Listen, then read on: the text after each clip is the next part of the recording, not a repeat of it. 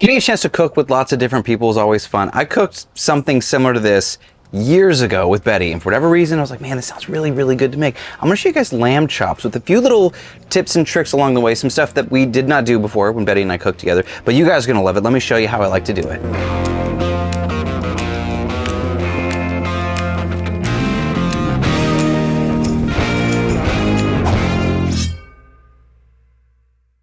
First thing we need to get started on is our potatoes. I love Red Bliss potatoes. They're not as versatile as other potatoes, but they are super delicious. And yes, you can cook these 100% on your griddle top. It just takes a little bit of time. Here's another tip as well. Once these are quartered, don't add water or a dome yet. We want to get some color. And if you add a dome or if you add water, the liquid has to boil away before the color starts, right? We want crispiness, a little crispiness. So oil, salt and pepper, Tuscan herb, let them cruise for a bit.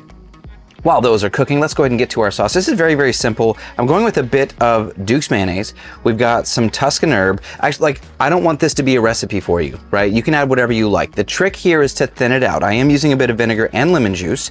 And then what you're looking for is a consistency of a drizzle sauce. Can I call it that? A drizzle sauce? Totally. Drizzle sauce. Also, just to pop up the flavor and the color, parsley goes a long, long way. Don't use the curly stuff. Use the flat leaf Italian parsley.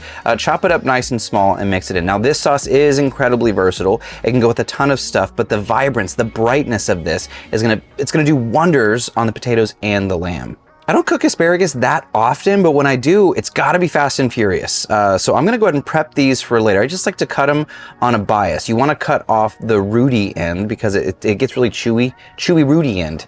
Put that on a t-shirt, Andy. You don't want the chewy rooty end. So cut those off, save it for later, but I do wanna get to seasoning my oil, and we're gonna start with garlic. A handful of garlic cloves. Chef's rule, Ethan, if a chef says 2 cloves, it's 5 cloves.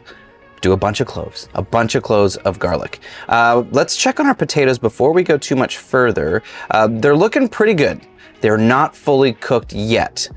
So once we toss those around, you'll start to see the color changing. Once you get that caramelization or a little bit of that toastiness, go on with a bit of oil, go in with the garlic and our fresh herbs, rosemary and oregano. Now don't leave. This is a part where you don't want to ignore your ingredients because they will burn. That garlic has sugar in it. So toss it around a few times until you start to see a little bit of color. That caramelization is gonna add flavor, texture, all the fun stuff that you want out of garlic. But most importantly, the herbs and the garlic are gonna flavor the oil that we're cooking our lamb in. That's one of those big tips you should remember. Flavoring the oil here is gorgeous. Now, once you've tossed those around a few times and they've gotten toasty and softened up just a little bit, they've imparted all their flavor, go ahead and put them on top of our potatoes. Don't mix them in because that garlic will burn. That's when we can add a dome because the dome is gonna steam and that's what's gonna finish cooking the garlic and the potatoes. Now let's talk about our lamb. These gorgeous, beautiful little lamb chops.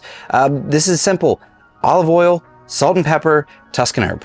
That's it. You could just go salt, pepper, garlic if you wanted to, but if you haven't had lamb chops, they're like these succulent, perfect little bites of goodness. Just make sure you season them on all sides. Say that 5 times, Andy. Season them on all sides, and we're gonna sear them so fast, so furious in that garlicky, herby olive oil. It's just one of those things, like when it starts happening, you start to smell the aroma. It's like, oh, I'm making such a great dinner.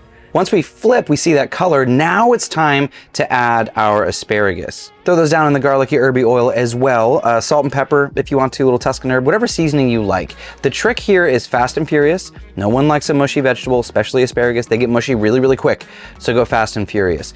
A little trick, the fatty side of the lamb hasn't touched heat yet. You can toss those up on the side, crisp it up just a little bit, and that's it. That's all she wrote. Very, very simple. A little trick that I like to do is once I've gotten that golden color on our asparagus, I'll flip them over, toss them around a little bit, and then I'll add some lemon juice. The lemon juice has this like sweetness.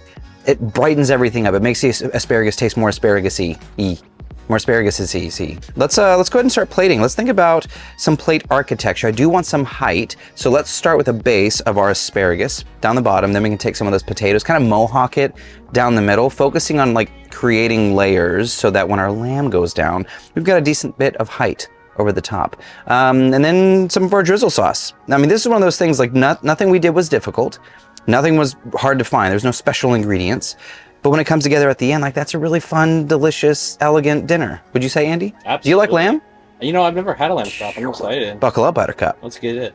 And if you haven't had these little beauties, they're fun. They're not hard to find. Oh, and they're so fun. If I wanted to get a little messy, I could just go to town. Not beard friendly with the sauce. But it's oh so good.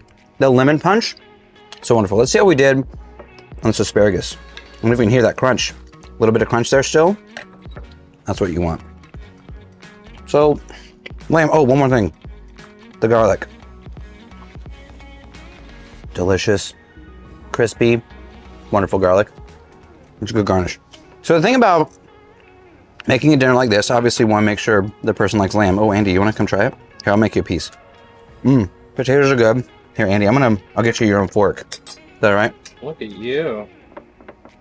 I'm gonna get you a bite with the lamb and the sauce. Eat a little sauce on there. Do you like the garlic? Yeah, absolutely. Yeah? Little piece of garlic on there. Look at that, we're friends. Can I just, there you go. Thank you. There you go. Yeah, lamb is one of those things, if you don't like it, it's most likely you haven't had it done properly. Oh man, that is insane. I paid him to say that, everybody. Also, the idea of going fast and furious, Ethan, I don't know if you can see. So we're slightly past medium. We should have gone just a little bit less. So either higher heat or lower cook time, or both. Both. That's fantastic. I got nothing else. You guys got anything? No, let's wrap this up. Let's get back to eating that. Oh, that's what you meant? Okay, got it. Thank you guys so much for hanging out. Let me know in the comments down below. Do you like lamb? Do you like this one? Give this one a try. I know the mayo sauce seems a little weird. The acidity goes a long, long way. The sweetness is really wonderful with the lamb. That's it. Subscribe, like, comment, do all the things. I'm your host, Chef Nathan Lippy. This is Cook, Eat, Repeat. We'd like to help you become a better cook one recipe at a time. I will see you all in the next video.